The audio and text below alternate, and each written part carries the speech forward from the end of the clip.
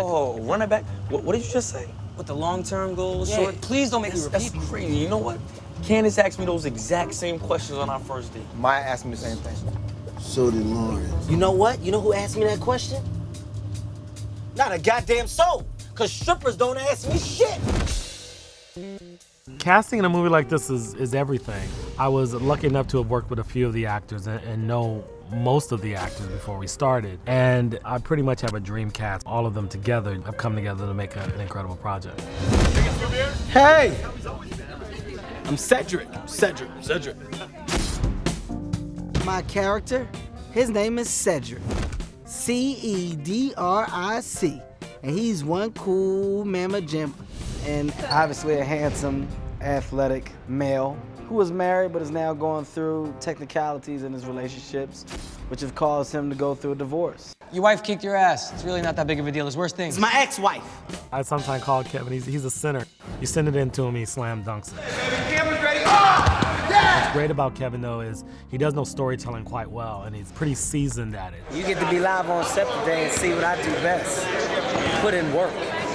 Nothing ever goes too far left or too far right. He kind of keeps it inside the realm of what the film is or what the scene is about. Your son played the violin? And the cello. Yo, he's gay. Playing the violin doesn't make him gay. Yes, it does. Name me one gay violinist. Your son.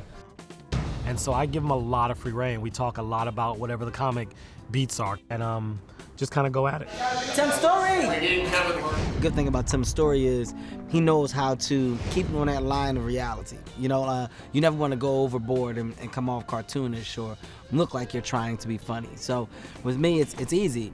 I'm coming in and I'm acting off of great people. I'm just reacting off of their natural actions, but doing it in a funny way. I want to be a chef. You want to be a chef? Baby, it's my dream. Working with Michael Ealy is a complete dream. He's just such a smart actor. I really don't need your friends to let me down easy. That's business, not personal. Do you even know the difference? I got a phone call from Will Packer saying, I want you to read this script. When I first read it, I thought it was really good. I thought it was funny, and it was actually perfect timing. So, you know, to jump into a romantic comedy, I thought was a really, really good challenge for me.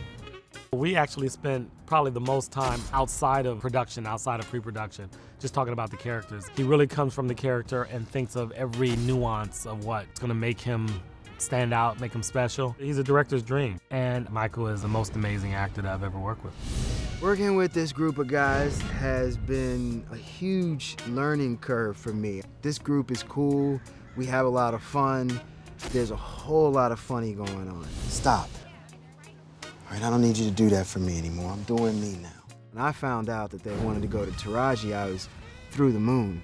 It was magical, actually. We had a lot of good chemistry, we had a lot of good energy, and really helped each other every day. You don't need a man, Lauren. You are a man. I've always played the downtrodden women, and I just didn't want to repeat myself. And when I read it, I just remember embarrassing myself a couple times because I laughed out loud. And I was just like, I want to do it. You own your own home. Does he have to? Yes and yes. She's one of those women who has that long list. In this day and age, you just can't have a list because good luck if you find a man with 2 legs and can put a sentence together. This is my second movie with Taraji, and you just find that Taraji just gives you like jewels. Every take is pretty much great, and then there's just degrees of greater. She gives you 100%. So it's been really incredible to use her on this because she hits every note. My short-term goals. What, you mean like tomorrow? Jerry Ferrara is awesome. I've been a big fan of his, watching him on Entourage all these years, and he's just an easy dude to work with, and I've had nothing but fun. What's wrong with my couch? Your aunt who tinkles when she laughs, she pissed all over the couch last Christmas. It's disgusting. When we were writing the script, we talked about him for that role. So it's rare that when you're in the conceptual stage, you think about somebody for a project and you're able to get that person. That's what happened with Jerry Ferrara. Oh my God, we've been wrong! I read the script and I immediately was intrigued. It was just an easy decision. It was a no-brainer. It didn't take that long for me to say yes. Jerry is like the cool dude in the midst of it all. He doesn't get too high, he doesn't get too low. He knows his stuff, he can bring it to the character. He's somebody you want to hang out with and like watch the game and have a beer. I'm supposed to have dinner with Kristen tonight.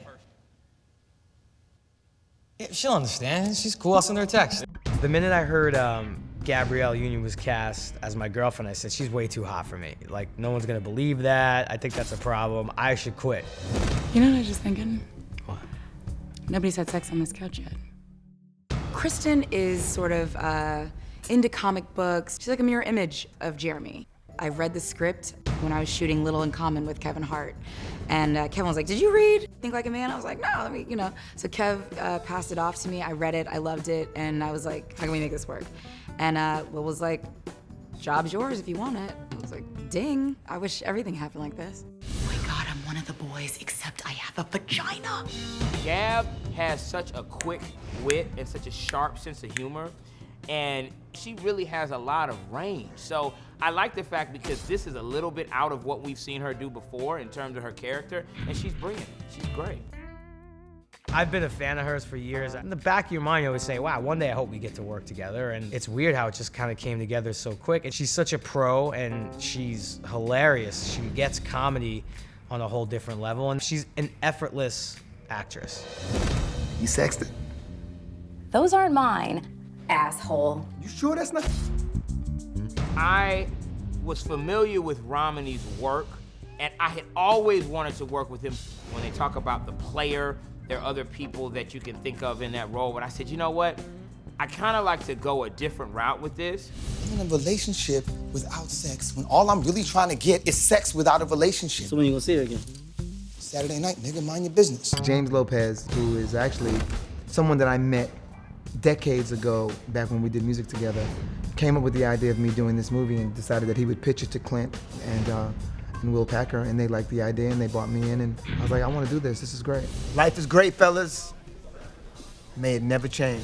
Rom, I know, was just such a funny, genuine person, and I think he's perfect for Zeke because anytime you get to stretch from the complete opposite of who you're not, I think it's always a blessing as an actor and very satisfying as an actor. And us working together has been a lot of fun. I don't go out on dates with guys who don't open the door for me. Seriously? Yes. Oh, man. No, he didn't. I actually read the script a couple months before, and I fell in love with Maya instantly. Meagan and I worked together on Stomp the Yard. We've kept in contact and kept in touch. I think she is one of the most talented and underrated young actresses in the game today. As soon as I knew that she had a window that I could hit with this, I was like, Meagan, if you want it, it's yours. I'll be right back. Okay. Don't leave. I mean, don't leave. The first scene that we did, it was really gratifying because Megan's a really good actress. And the way in which she depicts her characters is very understated. And as a result of that, I think people relate to when you empathize with her as an individual, but she makes it seem so easy that you can sometimes take it for granted. Because even when I know that you're lying, I still almost believe you. It's just been a blessing. I've definitely been having a lot of fun with her. I'm out of here, at least for a couple of minutes. Happy Valentine's Day, sweetie. And you too, Mom. This project has been a process for me. This has been a role that I've wanted for so long. So it's been a lot of table reads, it's been a lot of research. You know, I read all of the books, and it's just been something I really wanted for a long time. I accomplished it. Accomplished what? My real short-term goal. Terrence J, this is one of his first starring roles, co-starring roles, and he also just kind of brought it.